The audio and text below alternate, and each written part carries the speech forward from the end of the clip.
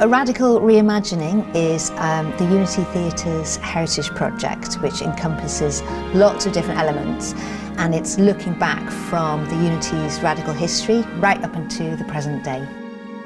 The Unity Theatre began in the 1930s as a political theatre movement on Merseyside.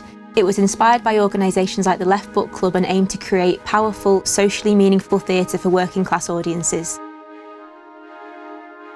It had a huge anti-war drive. Not surprising because it's Spanish Civil War was the starting point. Everything had to go through Lord Chamberlain, and the letters back saying what you had to omit from the productions is something really interesting. Today the archive spans nearly 80 years, over 200 boxes of material from photographs and scripts to audio recordings and posters. I just think it's amazing to go and look and find things from the 30s, play texts and photographs, and what's really interesting is like the handwritten notes that you can see, the letters, drawings of sets, and that's very inspiring that actually, you know, without money, people just wanted to create, and they wanted to create to make a difference.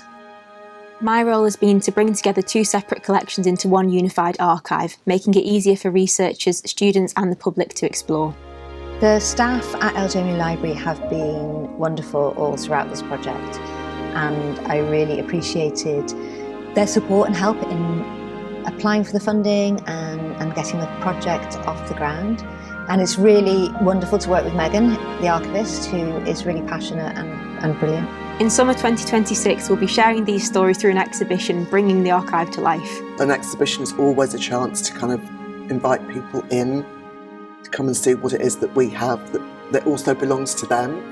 The exhibition will take place at Mount Pleasant Campus Library, LJMU Library, from the 14th of May to the 28th of June.